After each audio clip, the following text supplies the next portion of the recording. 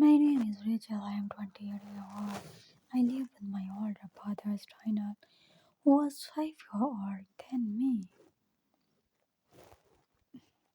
Our parents passed away when I was young, so Daniel took care of me like a parent. He helped me and always made me feel safe. Daniel was protect my best friend and the person I trust the most in the world. 3 years ago, I met Johnson. Jason was sweet, funny, and kind. He listened to me when I was tired. One small thing about me always made me feel special. He would surprise me with flower, bring me coffee when I was tired, and tell me how lucky he felt to have in his voice. I fell in love with this quickly.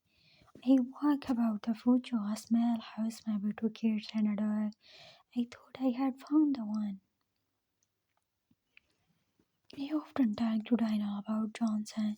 Daniel could smile and say, "He sounds like a good guy. Rachel, I am happy for you." Sometimes the three of us would hang out. Daniel would come over for dinner and we would laugh and joke around. It made me feel like I had the perfect life, a loving boyfriend and a caring brother who art alone so well. But slowly things started to change. Dawson began to act distant. He stopped texting as much. He did call me beautiful like he used to. When I asked him if something was wrong, he would just say, "I just tried from work." Later was started pulling away. He stopped coming over. When I invited him to lunch, he would say, "Sorry, I'm busy today." I felt something was wrong deep in my head, but I did not want to believe it. I kept telling myself everything was okay. Maybe they were just tired. Maybe I was just overthinking. One evening, I decided to surprise Johnson. I cooked his for dinner, pasta with garlic bread and chocolate cake for dessert.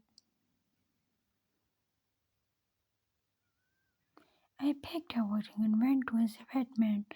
When I reached the building, I said that the door to his apartment was slightly open. There was strange. Johnson always locked his door. I slowly pushed it open. Everything was quiet until I heard voice from the living room. I recognized Johnson's voice, but the other voice, it was Daniel. My heart started beating faster. I tiptoed closer and then I saw him.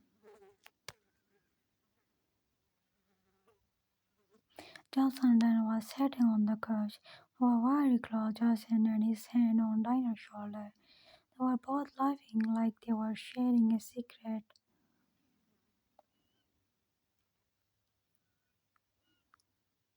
Short frozen, I could understand what I was seeing. My brother, my boyfriend, why were they like this? Then Dinah looked up, his smile disappeared.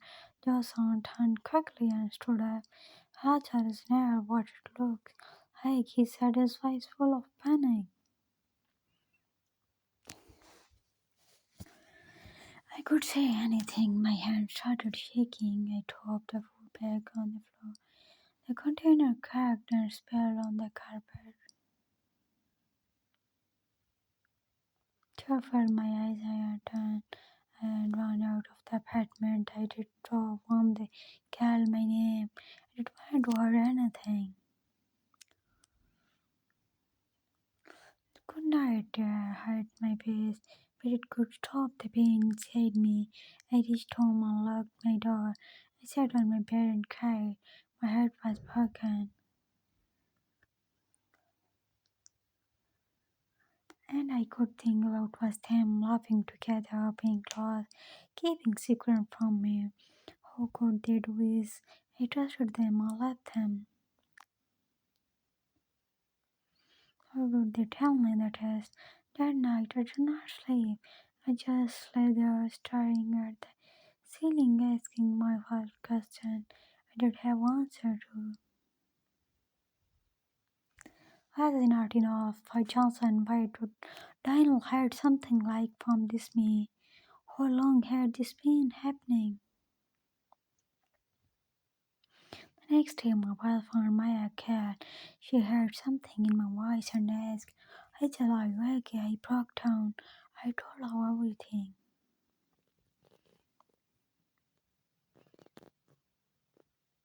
She listened quietly, then said, You need to talk to them.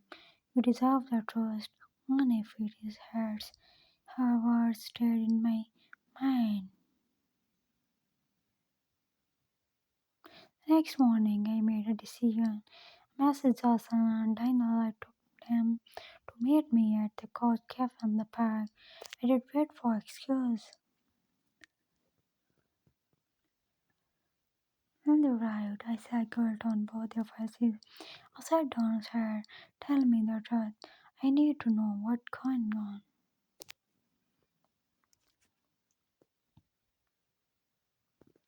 Daniel looked down. Jason held his breath. Daniel spoke fast. Rachel, I would plan for this to happen. Don't even know how to tell you.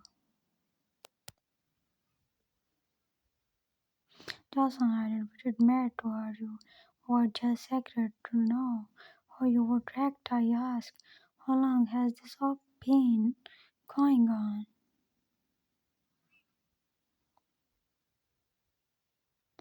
Jason said, About 6 months. I felt my head break all over again. What did you tell me? I asked, my voice shaking.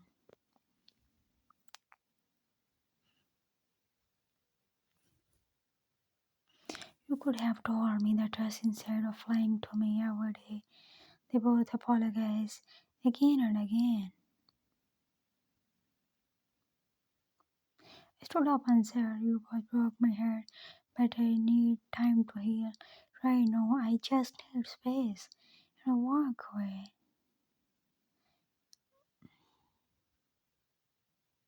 The days after that were the hardest day of my life. I cried all night. I did not know who to trust anymore. The people I loved the most had kept such a big secret from me. But slowly I began to heal. I started painting again. I took long walks. I focused on myself. I stopped blaming myself. It was to my fault.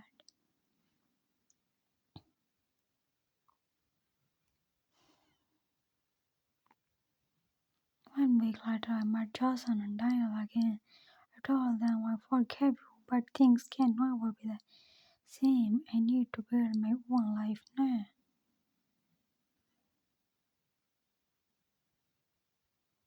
And I mattered sometimes. The people who hurt you the most are the ones you trusted the most. But that does not mean your story ends there.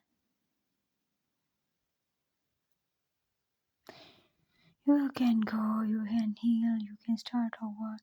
Have you ever faced mystery like Rachel? How did you move forward? Share your story in the comment. And if you enjoy the video, do not forget to like, share, and subscribe for more.